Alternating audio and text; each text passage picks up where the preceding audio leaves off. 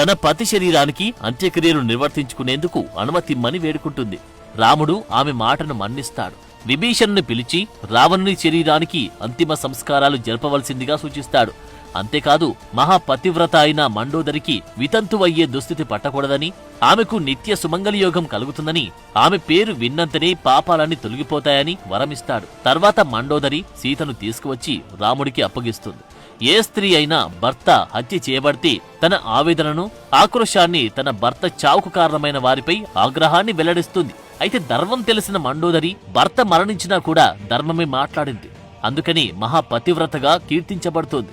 ఆ తర్వాత మండోదరిని పెళ్లి చేసుకోమని రాముడు విభీషణుడికి సూచిస్తాడు. రాజు మరణించాక వారసులు కూడా లేనట్లయితే రాణిదే అధికారం. యుద్ధంలో రావణుడితో పాటు మండోదరి 3 కుమారులు కూడా మరణించారు. కాబట్టి అప్పటి లంకారాజ్య నియమాల ప్రకారం మండోదరిదే రాజ్యాధికారం.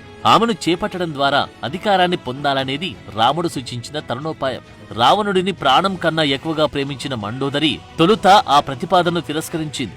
అయితే ఈ పెళ్లి శారీరక సుఖం కోసం కాదని, కేవలం అధికార మార్పిడి ప్రక్రియలో భాగంగానే ఈ పెళ్లిని చూడాలని రాముడు చెప్పడంతో అంగీకరిస్తుంది. ఆ తర్వాత మండోదరికి విభీషణుడితో పెళ్లి జరిపించిన శ్రీరాముడు విభీషణుడిని లంకకు రాజుగా పట్టాభిషేకం చేసి సీతతో కలిసి అయోధ్యకు చేరుకుంటాడు.